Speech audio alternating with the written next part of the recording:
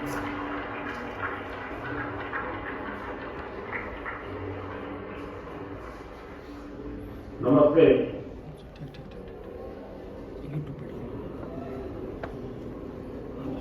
शायद इतने ठंड में पहली बार परीक्षा पे चर्चा हो रही है। आमतौर पर फरवरी में करते हैं, लेकिन अब विचार आया कि आप सबको 26 जनवरी का भी लाभ मिले। फायदा उठाया ना, जो आके हैं उन्होंने गए थे कर्तव्य पे, कैसा लगा? बहुत अच्छा लगा। अच्छा, घर जाके क्या बताएंगे? कुछ नहीं बताएंगे। अच्छा साथियों, समय ज्यादा लेता नहीं हूं मैं, लेकिन मैं इतना जरूर कहूंगा कि परीक्षा पे चर्चा मेरी भी परीक्षा है।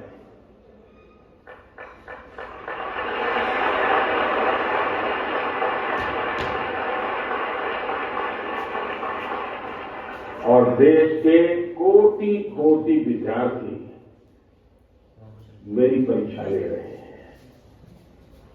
अब मुझे ये परीक्षा देने में खुशी होती है, आनंद आता है, क्योंकि मुझे जो सवाल मिलते हैं लाखों की तादाद में, बहुत वैसे भी बच्चे सवाल पूछते हैं, अपनी समस्या बताते हैं, व्यक्तिगत पीड़ा भी बताते हैं। मेरे लिए बड़ा सौभाग्य है कि मेरे देश का युवा मन क्या सोचता है, कि उलझनों से गुजरता है, देश से उसकी अपेक्षाएं क्या है, सरकारों से उसकी अपेक्षाएं क्या है, उसके सपने क्या है, संकल्प क्या है। यानी सचमुच में मेरे लिए ये बहुत बड़ा खजाना है। और मैं तो मेरी सिस्टम को कहा हुआ है कि इन सारे सवालों को इकट्ठा करके रखिए। कभी 10-15 साल के बाद मौका मिलेगा तो उसको सोशल साइंटिस्टों के द्वारा उसका एनालिसिस करेंगे। और पीढ़ी बदलती जाती है, वैसे स्थितियां जैसे बदलती जाती है, वैसे उनके सपने, उनके संकल्पों, उनकी सोच कैसे बहुत माइक्रो तरीके से बदलती है। इसका एक बहुत बड़ा थीसिस शायद ही इतना सिंपल किसी के पास नहीं होगा जी तक। आप लोग मुझे सवाल पूछ करके भेजते हैं। चलिए, लंबी बातें नहीं करते हैं। मैं चाहूंगा कि कहीं से शुरू करें, ताकि हर बार मेरे पर एक शिकायत आती है कि साहब ये कार्यक्रम बहुत लंबा चलता है। आपका क्या मत है? लंबा चलता है? लंबा चलना चाहिए। अच्छा, मुझे और कोई काम करना नहीं है। अच्छा ठीक है, आप ही के लिए हो। बताइए क्या करेंगे? कौन पहले पूछते हैं? दुनिया को बदलने की तमन्ना हो अगर, दुनिया को बदलने की तमन्ना हो अगर, दुनिया को नहीं खुद को बदलना सीखे। माननीय प्रधानमंत्री जी, आपका प्रेरक एवं ज्ञानवर्धक उद्बोधन सदैव हमें सकारात्मक ऊर्जा एवं विश्वास से भर देता है। आपके बृहद अनुभव एवं ज्ञानपूर्ण मार्गदर्शन की हम सब उत्सुकता से प्रतीक्षा कर रहे हैं। माननीय, आपके आशीर्वाद एवं अनुमति से हम इस कार्यक्रम का शुभारंभ करना चाहते हैं।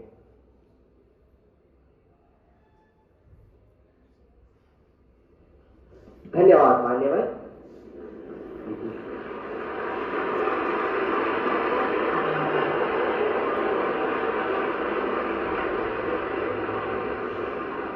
माननीय प्रधानमंत्री जी, अपनी समृद्ध सांस्कृतिक विरासत और स्थापत्य सौंदर्य के लिए प्रसिद्ध शहर मदुरई से अश्विनी एक प्रश्न पूछना चाहती है।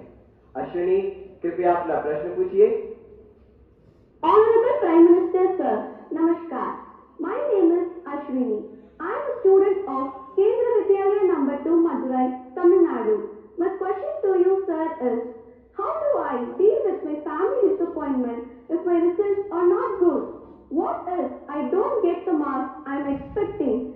Being a good student is also not an easy job. Expectations of others become so high that the person who is giving exam gets so much stress and they go into depression. Nowadays, it is common for students to cut their hands and become irritated, and there is no one they could trust with their feelings.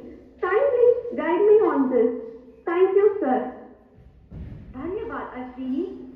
Honorable Prime Minister Sir, Navtesh Dagur hails from the heart of India's capital, Delhi, the imperial seat of several empires, with its charming blend of a grand medieval history and amazing architectural style.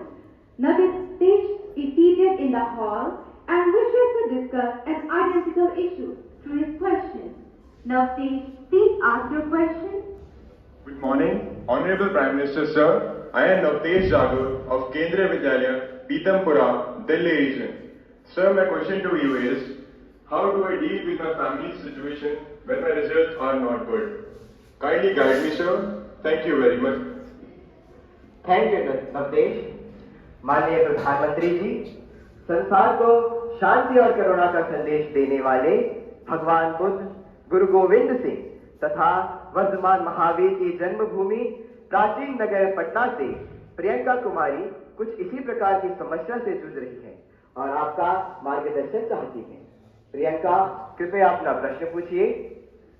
नमस्ते माननीय प्रधानमंत्री जी, मेरा नाम प्रियंका कुमारी है। मैं रवीन बालिका +2 विद्यालय से राजेंद्र नगर पटना से 11वीं की छात्रा हूँ। मेरा प्रश्न यह है कि मेरे परिवार में सब अच्छे नंबर से पास हुए हैं, मुझे भी अच्छा नंबर लाना है।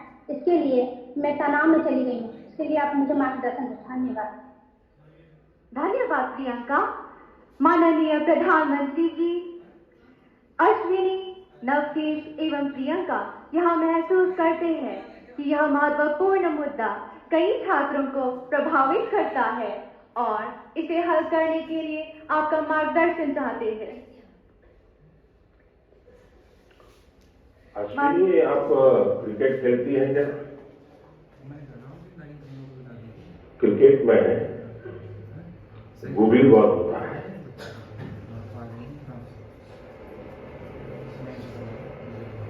निशाना एक होता है, दिशा दूसरी होती है।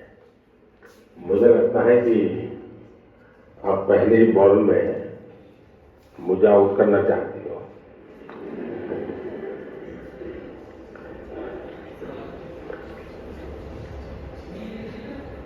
अगर परिवार के लोगों के आपके से बहुत अपेक्षाएं होना बहुत स्वाभाविक है और उसमें कुछ गलत भी नहीं है, लेकिन अगर परिवार के लोग अपेक्षाएं सोशल स्टेटस के कारण माफ कर रहे हैं तो वो चिंता का विषय है।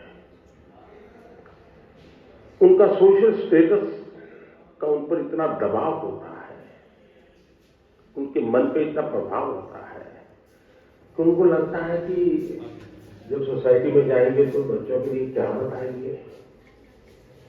अगर बच्चे वीक हैं तो कैसे उनके सामने चर्चा करेंगे।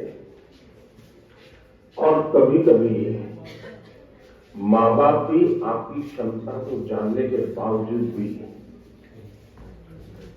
अपने सोशल स्टेटस के कारण अपने आसपास के साथियों दोस्तों में क्लब में जाते हैं, सोसाइटी में जाते हैं, कभी तालाब में कपड़े धोने जाते हैं, बैठते हैं, बातें करते हैं, बच्चों की बातें निकलती हैं, फिर उनको एक इंफेक्टिव कॉम्प्लेक्स आता है और इसलिए बाहर बहुत बड़ी बड़ी बातें बता देते हैं अपने बच्चों के लिए और फिर धीरे धीरे वो इंटरनलाइज कर देते हैं और फिर घर में आकर के भी वही अपेक्षाएं करते हैं।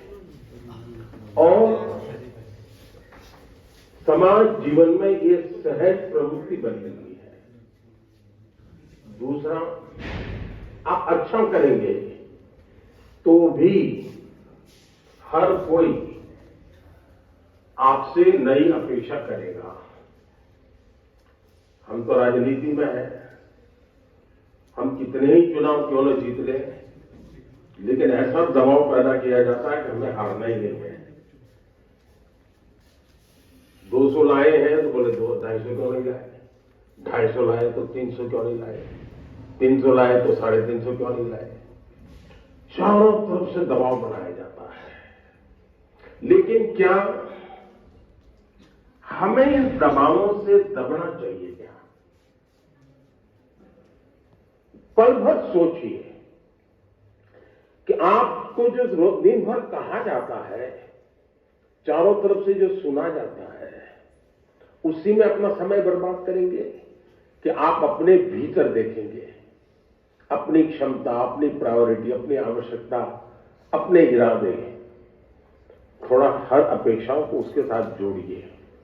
आप कभी क्रिकेट मैच देखने गए होंगे तो आपने देखा होगा कि कुछ बैट्समैन खेलने के लिए आते हैं और पूरा स्टेडियम, हजारों लोग होते हैं स्टेडियम में, वे चिल्लाना शुरू करते हैं, चौका चौका चौका, छक्का छक्का, सिक्सर।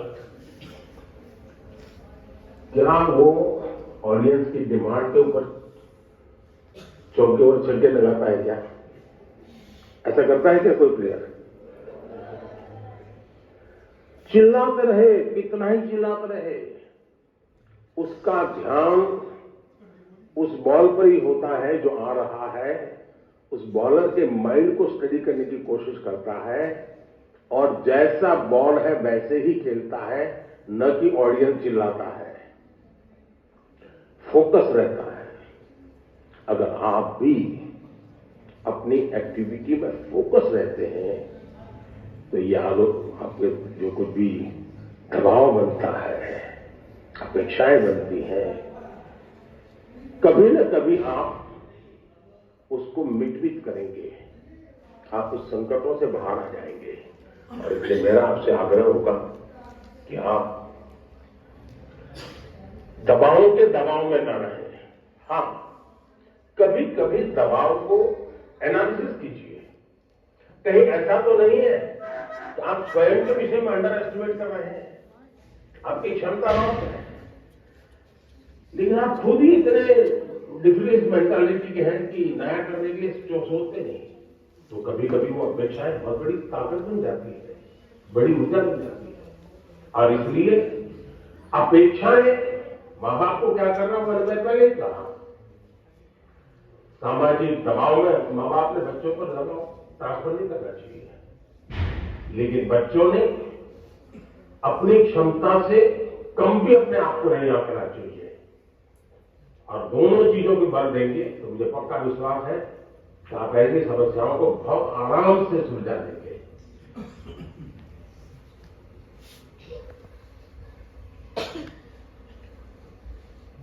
कहां गए एंकर?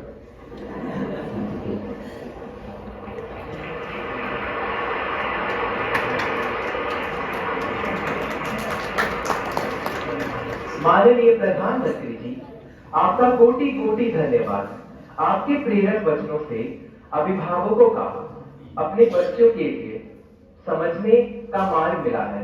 मान्यवर के दबाव में न रहे, हम काट बांधकर परीक्षा में उत्साह बनाए रखेंगे। आपका धन्यवाद। माननीय प्रधानमंत्री जी, चंबा प्रकृति के अनछुए सौंदर्य को समेटे भारत के पेरिस के रूप में प्रसिद्ध पर्वतीय नगर है। चंबा हिमाचल प्रदेश से आरुषि ठाकुर आभासी माध्यम से हमसे जुड़ रही हैं। आरुषि, कृपया अपना प्रश्न पूछें। माननीय प्रधानमंत्री जी नमस्कार। मेरा नाम आरुषि ठाकुर है और मैं केंद्रीय विद्यालय बनीखेत धनौल्टी जिला चंबा की कक्षा 11वीं की छात्रा हूँ। माननीय, मेरा आपसे यह प्रश्न है कि परीक्षा के दौरान जो बात मुझे सबसे ज्यादा परेशान करती है वह यह है कि मैं पढ़ाई कहाँ से शुरू करूँ। मुझे हमेशा लगता है कि मैं सब कुछ कुछ भूल गई हूँ और मैं इसी के ही बारे में सोचती रहती हूँ जो मुझे काफी तनाव देता है। कृपया कर मार्गदर्शन कीजिए। धन्यवाद सर। धन्यवाद आरुषि। माननीय प्रधानमंत्री जी, भारत में धान का कटोरा के नाम से प्रसिद्ध राज्य छत्तीसगढ़ की राजधानी है रायपुर। रायपुर की अदिति दीवान इसी समस्या पर अपनी मन की जिज्ञासा का समाधान चाहती है। अदिति, अपना प्रश्न पूछिए। माननीय प्रधानमंत्री जी, नमस्कार। मेरा नाम अदिति दीवान है और मैं कृष्णा पब्लिक स्कूल रायपुर छत्तीसगढ़ में कक्षा 12वीं की छात्रा हूँ। मेरा आपसे यह प्रश्न है कि मैं इस बात को लेकर चिंतित रहती हूँ कि मुझे बहुत कुछ करना है, लेकिन अंतिम तक मैं कुछ भी नहीं कर पाती हूँ, क्योंकि मेरे पास बहुत सारे कार्य होते हैं। यदि मैं अपना कोई कार्य समय पर पूरा कर भी लूं, तो और ज्यादा परेशान हो जाती हूँ, क्योंकि फिर अन्य कार्यों को करने में या तो बहुत ज्यादा देर लगा देती हूँ या तो उन्हें आगे तक के लिए टाल देती हूँ। मैं यह जानने के लिए उत्सुक हूँ कि मैं अपने सारे काम सही समय पर कैसे पूरे करूँ। धन्यवाद। धन्यवाद अदिति। माननीय प्रधानमंत्री जी, आरुषि और अदिति अपनी परीक्षा की तैयारी एवं समय के सदुपयोग पर आपका मार्गदर्शन चाहते हैं। कृपया उनकी समस्या का समाधान करें। माननीय प्रधानमंत्री जी। देखिए, सिर्फ परीक्षा के लिए नहीं, वैसे भी जीवन में टाइम मैनेजमेंट के प्रति हमें जागरूक रहना चाहिए। परीक्षा और नो परीक्षा, आपने देखा होगा काम का ढेर क्यों हो जाता है। काम का ढेर इसलिए हो जाता है समय पर उसको किया नहीं इसलिए। और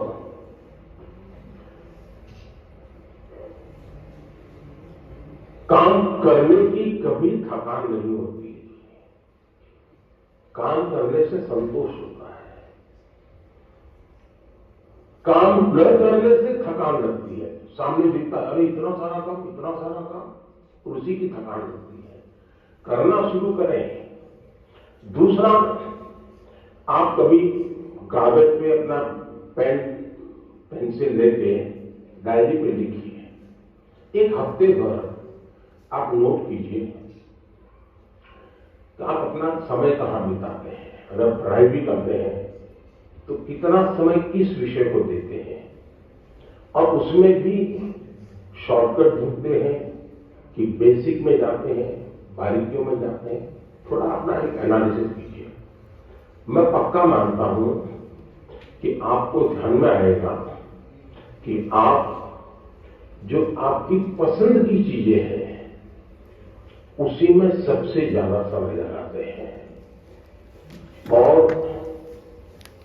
उसी में खोए रहते हैं। फिर 3 विषय ऐसे हैं जो कम पसंद है लेकिन जरूरी है, वो फिर आपको बोझ लगेगा। मैंने 2-2 घंटे मेहनत की लेकिन ये तो हुआ नहीं। और इसलिए आप सिर्फ पढ़ना 2 घंटे ऐसा नहीं, लेकिन पढ़ने में भी जब फ्रेश माइंड है तब जो सबसे कम पसंद विषय है, आपको सबसे ज्यादा कठिन लगता है, तय कीजिए पहली 30 मिनट इसको, फिर एक पसंद वाला विषय है 20 मिनट उसको, फिर थोड़ा कम पसंद वाला 30 मिनट उसको। आप ऐसा स्लैब बनाइए तो आपको रिलैक्सेशन भी मिलेगा और आपको धीरे धीरे उन विषयों पर रुचि बढ़ेगी जो आप नॉर्मली टालते हैं और अच्छे विषय में खोए रहते हैं और समय भी तो बहुत जाता है। आपने देखा होगा, आप में से जो लोग पतंग चगाते होंगे, मुझे तो बचपन में बहुत शौक था। पतंग की जो माजा होता है, धागा होता है, वो कभी एक दूसरे में उलझ जाकर के एकदम से बड़ा गुच्छा बन जाता है। अब बुद्धिमान इंसान क्या करेगा, यूं यूं खींचेगा क्या, ताकत लगाएगा क्या, ऐसा नहीं करेगा। तो धीरे से एक तार को पकड़ने की कोशिश करेगा कि खुलने का रास्ता कहां है। अब फिर धीरे धीरे धीरे खोलेगा तो इतना बड़ा गुच्छा भी आराम से खुल जाएगा और सारा माजा, सारा धागा एक जैसी जरूरत है वैसा उसके हाथ लग जाएगा। हमें भी उस पर जोर जबरदस्ती नहीं करनी है, से सॉल्यूशन निकालना है, और अगर आराम से सॉल्यूशन निकालेंगे तो मुझे पक्का विश्वास है कि आप उसको बड़े ढंग से करेंगे। दूसरा, आपने कभी घर में अपनी मां के काम को ऑब्जर्व किया है क्या? यूं तो आपको अच्छा लगता है कि जैसे स्कूल से आए तो मां ने सब रेडी करके रखा था, सुबह स्कूल जाना था तो मां ने सब तैयार करके रख दिया था। लगता तो बहुत अच्छा है, लेकिन क्या कभी ऑब्जर्व किया है कि मां का टाइम मैनेजमेंट कितना बढ़िया है? उसको पता है सुबह ये है तो मुझे 6 बजे ये करना पड़ेगा, 6:30 बजे ये करना पड़ेगा, उसको 9 बजे जाना है तो ये करना पड़ेगा, वो 10 बजे घर आएगा तो ये करना पड़ेगा। यानी इतना परफेक्ट टाइम मैनेजमेंट मां का होता है। और जबकि काम सबसे ज्यादा मां करती रहती है, लेकिन किसी काम में उसको बोझ अनुभव नहीं होता है। थक गई, बहुत काम है, बहुत ज्यादा, ऐसा नहीं करती। क्यों? उसे मालूम है कि मुझे इतने घंटे में ये तो करना है। और जब एक्स्ट्रा टाइम मिलता है तभी वो चुप नहीं बैठती, कुछ न कुछ अपना क्रिएटिव एक्टिविटी करती रहती है। सुई धागा लेकर बैठ जाएगी, कुछ तो करती रहेगी, रिलैक्स करने के लिए भी उसने व्यवस्था रखती है। अगर मां की गतिविधि को ढंग से ऑब्जर्व करोगे तो भी आपको एज ए स्टूडेंट अपना टाइम मैनेजमेंट का महत्व क्या होता है। और टाइम मैनेजमेंट में 2 घंटे, 4 घंटे, 3 घंटे ये नहीं, माइक्रो मैनेजमेंट चाहिए। किस विषय को कितना टाइम देना है, किस काम को कितना टाइम देना है, और इतना बंधन भी नहीं डालते हैं कि बस 6 दिन तक ये करूंगा ही नहीं क्योंकि मुझे पढ़ना है। फिर तो आप थक जाओगे। आप ढंग से उसको डिस्ट्रीब्यूट कीजिए समय को, जरूर आपको लाभ होगा। धन्यवाद।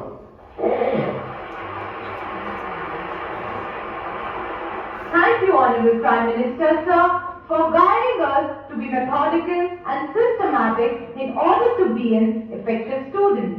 Honorable Prime Minister, sir, Rupesh Kashyap, hailing from Bastar district of Chhattisgarh, is known for its distinctive tribal art, the enchanting Chitrakoot waterfall, and the finest quality of bamboo.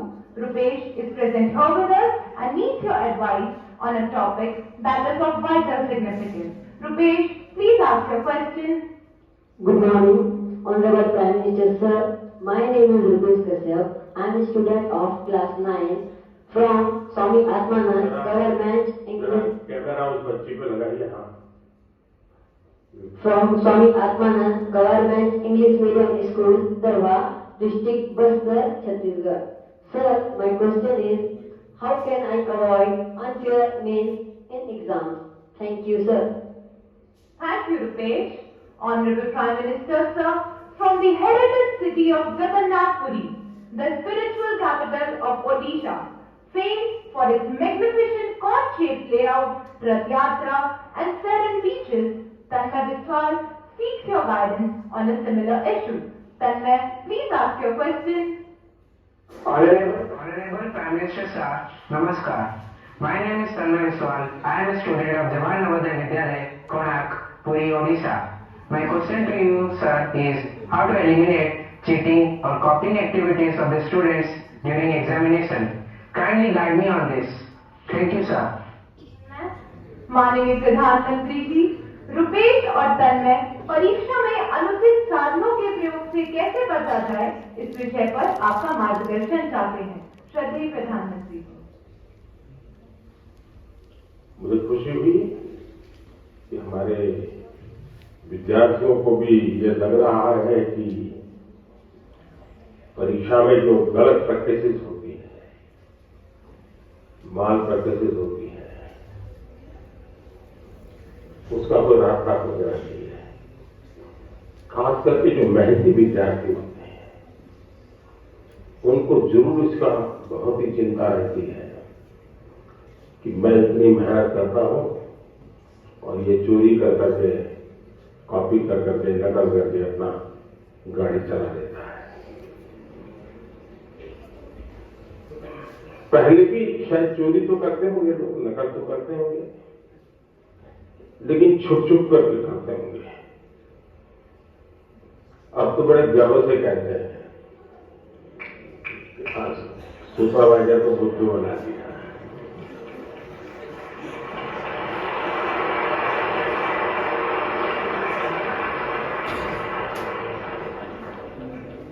ये जो मूल्यों में बदलाव आया है वो बहुत खतरनाक है। और इसलिए समाज सच ये हम सबको सोचना होगा। दूसरा अनुभव आया है कि कुछ स्कूल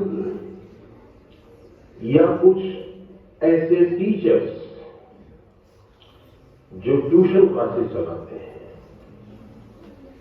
उनको भी लगता है कि मेरा स्टूडेंट अच्छे तरह से निकल जाए, क्योंकि मैंने उसके माँ बाप से पैसे दिए हैं, कोचिंग करता था, तो वही उसको गाइड करते हैं, मदद करते हैं नकल करने के लिए। करते हैं ना, ऐसे टीचर होते हैं ना, नहीं होते? बोलिए ना। हाँ। और उसके कारण भी दूसरा मैंने देखा है कुछ स्टूडेंट्स पढ़ने में तो टाइम नहीं लगाते, लेकिन नकल करने के तरीके ढूंढने में बड़े क्रिएटिव होते हैं।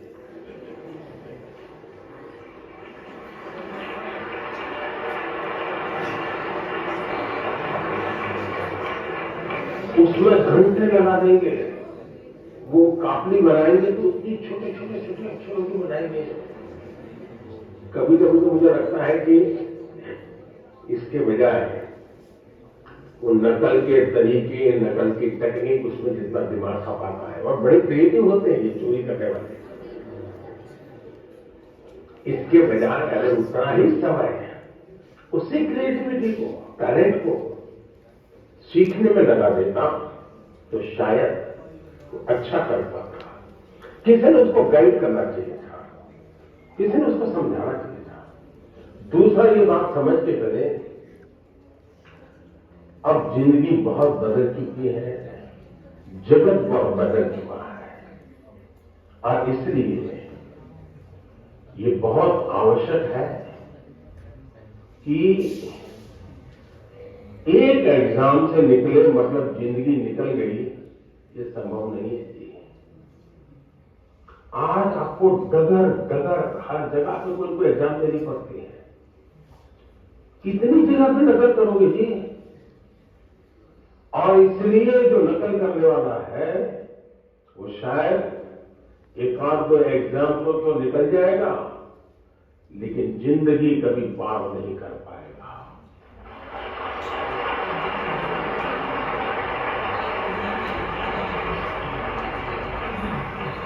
नकल से जिंदगी नहीं बन सकती है।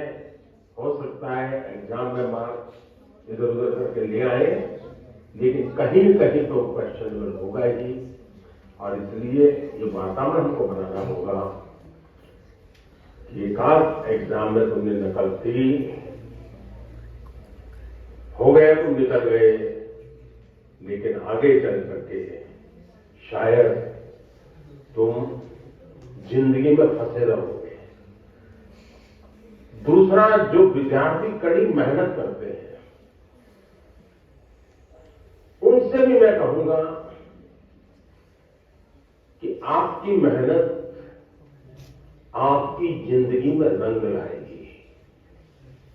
हो सकता है कोई ऐसा ही फालतू 2-4 मार्क्स आपसे ऊपर ले जाएगा, लेकिन वो कभी भी आपकी जिंदगी की रुकावट नहीं बन पाएगा। आपके भीतर की जो ताकत है, आपके भीतर की जो ताकत है, वही ताकत आपको आगे ले जाएगी।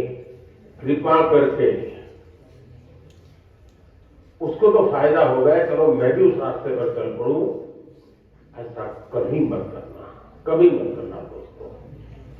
एग्जाम तो आती है जाती है, हमें जिंदगी जीनी है, जी भर के जीनी है, जीतते जीतते जिंदगी जीनी है। और इसलिए